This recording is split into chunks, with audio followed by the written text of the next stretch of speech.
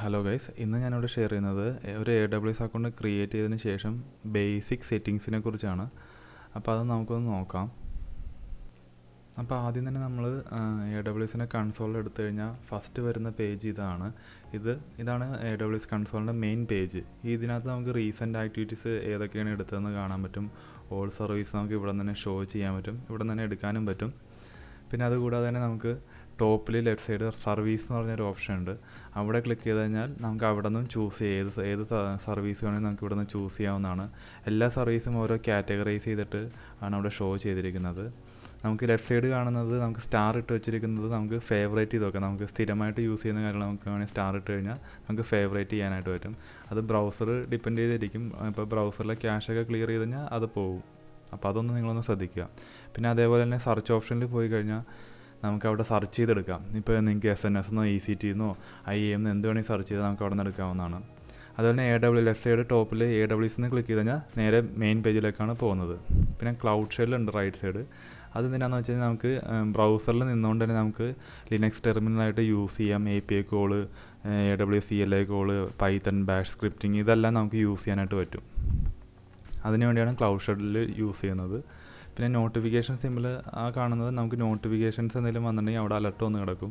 അതേപോലെ അടുത്ത ഓപ്ഷനാണ് യൂസർ നെയിം അവിടെ വരും. റൂട്ട് യൂസർ ആണെങ്കിൽ റൂട്ട് യൂസർ നെയിം ആയിരിക്കും കാണിക്കുന്നത്, IAM ആണെങ്കിൽ IAM യൂസർ ആയിരിക്കും. അതുപോലെ സർവീസ് ക്വാർട്ടേഴ്സ് എന്ന് പറയുന്നതിനകത്ത് നമുക്ക് ലിമിറ്റേഷൻസ് കാണാം. അതായത് നമുക്ക് ഫ്രീ ടയറിൽ എത്ര ലിമിറ്റേഷൻസ് ഉണ്ട്, ഫ്രീ ടയർ കഴിഞ്ഞാലും ഓരോ ലിമിറ്റേഷൻസ് ഉണ്ടാവും. ഇപ്പോൾ VPC ആണെങ്കിൽ 5 VPC ക്രിയേറ്റ് ചെയ്യാൻ പറ്റുള്ളൂ. അത് കഴിഞ്ഞാൽ നമുക്ക് സർവീസ് റിക്വസ്റ്റ് കൊടുക്കേണ്ടി വരും, എന്നാൽ മാത്രമേ നമുക്ക് അത് ഇൻക്രീസ് ആവുള്ളൂ. അപ്പോൾ നമുക്ക് ജസ്റ്റ് നോക്കാം. ഇപ്പോൾ എന്ത് സെർച്ച് ചെയ്ത് കൊടുത്താലും നമുക്ക് ഇവിടെ നിന്ന് കിട്ടും ഓരോ ലിമിറ്റേഷൻസ്. നമുക്കൊന്ന് നോക്കാം. VPCയുടെ ലിമിറ്റ് എത്രയാണെന്ന് നമുക്കൊന്ന് ജസ്റ്റ് ചെക്ക് ചെയ്ത് നോക്കാം. ഇപ്പോൾ VPCയുടെ ഡിഫോൾട്ട് ലിമിറ്റ് 5 ആണ്. അപ്പോൾ നമുക്കൊന്ന് ജസ്റ്റ് ഇവിടെ നോക്കാം. ഇപ്പോൾ ലിമിറ്റ് 5 കഴിഞ്ഞെങ്കിൽ നമ്മൾ ഈ പറഞ്ഞ പോലെ സർവീസ് റിക്വസ്റ്റ് ഇടേണ്ടി വരും സപ്പോർട്ടിൽ, എന്നാൽ മാത്രമേ ചെയ്യാൻ പറ്റുള്ളൂ.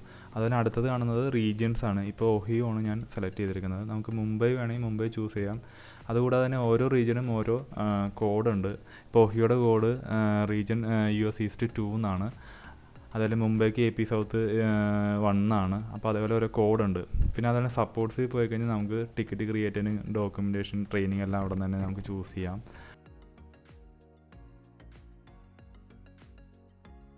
സപ്പോർട്ട് സെൻറ്ററിൽ വന്നു കഴിഞ്ഞാൽ ഇവിടെ ടിക്കറ്റ് നമുക്ക് ക്രിയേറ്റ് ചെയ്യാൻ പറ്റും. എൻ്റെ ഇപ്പോൾ ബേസിക് പ്ലാൻ ആയതുകൊണ്ട് എല്ലാ കാര്യങ്ങൾക്കും നമുക്ക് സപ്പോർട്ട് ക്രിയേറ്റ് ചെയ്യാൻ പറ്റില്ല. ബേസിക്കായിട്ടുള്ള ബില്ലിംഗ് പർപ്പസ് റിലേറ്റഡ് ആയിട്ടുള്ളത് മാത്രമേ പറ്റുള്ളൂ. പിന്നെ നമുക്ക് ചേഞ്ച് ചെയ്യണമെങ്കിൽ ആ ടാബിൽ നോക്കിക്കഴിഞ്ഞാൽ നമുക്ക് ഓരോ പ്ലാൻ ഏതൊക്കെയെന്നുള്ളത് കാണാൻ പറ്റും. ഇപ്പോൾ ഡെവലപ്പർ ഉണ്ട്, ബിസിനസ് ഉണ്ട്, എൻ്റർപ്രൈസ് ഉണ്ട്. ഓരോന്നിനും ഓരോ പ്രൈസാണ്.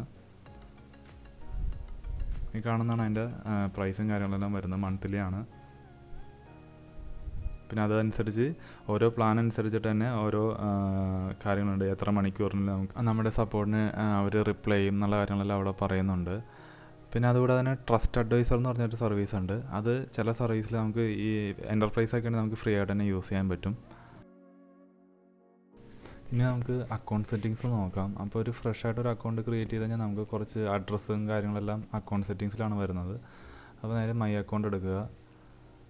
അപ്പോൾ മൈ അക്കൗണ്ട് എടുത്തു കഴിഞ്ഞാൽ നമുക്ക് കാണാൻ പറ്റും നമ്മുടെ അക്കൗണ്ട് ഇൻഫർമേഷൻ കാര്യങ്ങളെല്ലാം, account number, account name, password, പിന്നെ കോൺടാക്റ്റ് ഇൻഫർമേഷൻ. അപ്പോൾ നമുക്കിതെല്ലാം എഡിറ്റ് ചെയ്യാവുന്നതാണ്. അപ്പോൾ കോൺടാക്റ്റ് ഇൻഫർമേഷൻ നിങ്ങൾക്ക് വേണമെങ്കിൽ ചേഞ്ച് ചെയ്യാം, എഡിറ്റ് കൊടുത്ത് നിങ്ങൾക്ക് വേണമെങ്കിൽ എപ്പോൾ വേണമെങ്കിൽ ചേഞ്ച് ചെയ്യാവുന്നതാണ്.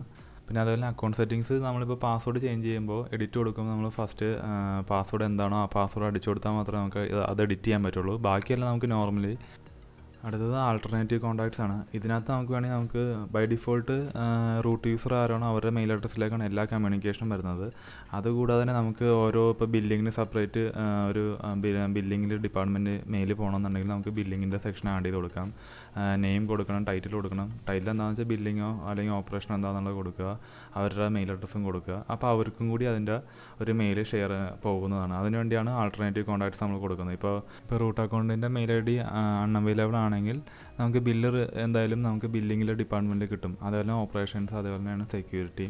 ഇപ്പോൾ ഓപ്പറേഷൻ ഉദ്ദേശിക്കുന്നത് ഏതെങ്കിലും സർവീസ് അൺഅവൈലബിൾ ആയെങ്കിൽ അതിൽ പറഞ്ഞു കൊടുക്കുന്ന മെയിൽ അഡ്രസ്സിലേക്ക് അലർട്ട് പോകും. അതേപോലെ സെക്യൂരിറ്റിയും സെയിം ആണ്. എന്തെങ്കിലും സെക്യൂരിറ്റി റിലേറ്റഡ് ഇഷ്യൂ വന്നു കഴിഞ്ഞാൽ അതിലേതാണോ മെയിൽ ID പറഞ്ഞാൽ അവർക്ക് മെയിൽ പോകും. നിങ്ങൾക്ക് അത് ആവശ്യമുണ്ടെങ്കിൽ ചെയ്താൽ മതി. അതേപോലെ തന്നെ കോൺഫിഗറേഷൻ സെക്യൂരിറ്റി ചലഞ്ച് ക്വസ്റ്റ്യൻസ് ആണ്. ഇത് നിങ്ങൾക്ക് ഇതേപോലെ സെക്യൂരിറ്റി കൂട്ടാൻ വേണ്ടിയാണ്.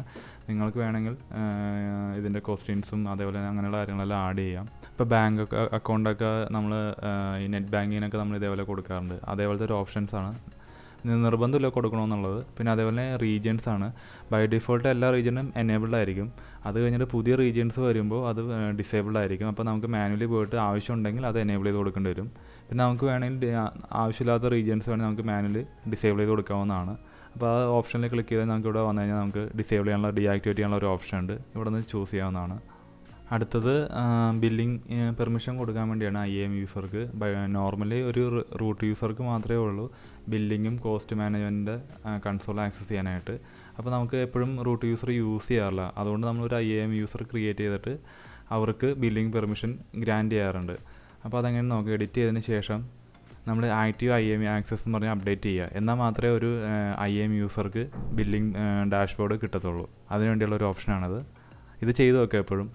അടുത്തത് കോൺട്രാക്റ്റ് ഇൻഫർമേഷനാണ്. നിങ്ങൾക്കത് റിക്വയർമെൻറ്റ് ഉണ്ടെങ്കിൽ മാത്രം ചെയ്താൽ മതി. ഇത് പബ്ലിക് സെക്ടർ ഫോർ സർവീസിന് വേണ്ടിയുള്ളതാണ്. പിന്നെ ഉള്ളത് കമ്മ്യൂണിക്കേഷൻ പ്രിഫറൻസ് ആണ്. അതും ആവശ്യമില്ല.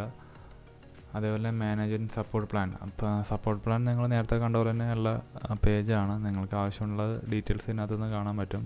നിങ്ങൾക്ക് റിക്വയർമെൻ്റ് ആണെങ്കിൽ ആവശ്യമുള്ള പ്ലാൻ ചൂസ് ചെയ്യാവുന്നതാണ് ഇവിടെ നിന്ന്. പിന്നെ ഉള്ളത് ലാസ്റ്റായിട്ടുള്ളത് എങ്ങനെ ഒരു അക്കൗണ്ട് ക്ലോസ് ചെയ്യാം എന്നുള്ളതാണ്. അപ്പോൾ പേയ്മെൻറ്റ് എന്തെങ്കിലും ഡ്യൂ ഉണ്ടെങ്കിൽ അതെല്ലാം പേയ്മെൻറ്റ് ചെയ്തതിന് ശേഷം നമുക്ക് ഇവിടെ നിന്ന് വേണമെങ്കിൽ ക്ലോസ് ചെയ്യാവുന്നതാണ്. പിന്നെ കുറേ എഗ്രിമെൻറ്റും കാര്യങ്ങളൊക്കെ ഉണ്ട്. അതൊക്കെ ചെക്ക് ചെയ്തതിന് ശേഷം വേണം, അവർ പറയുന്ന പോലെ ചെയ്തതിന് ശേഷം വേണം ക്ലോസ് ചെയ്യാനായിട്ട്. അപ്പോൾ ഇത്രയേ ഉള്ളൂ. പിന്നെ മെയിൻ പേജിലേക്ക് പോകാനായിട്ട് ആ ടോപ്പിലുള്ള AWSൽ ക്ലിക്ക് ചെയ്ത് കഴിഞ്ഞാൽ മെയിൻ ഡാഷ്ബോർഡിലേക്ക് പോകും. നിങ്ങൾക്ക് വേണമെങ്കിൽ ഇവിടെ സെർച്ച് ചെയ്ത് EC2 എന്നോ IAM എന്നോ SNS എന്നോ എന്തുവേണമെങ്കിലും സെർച്ച് ചെയ്ത് നമുക്ക് ആ ഒരു സർവീസിലേക്ക് മൂവ് ചെയ്യാവുന്നതാണ്. നിങ്ങൾക്ക് ഈ വീഡിയോ യൂസ്ഫുൾ ആയെന്ന് കരുതുന്നു.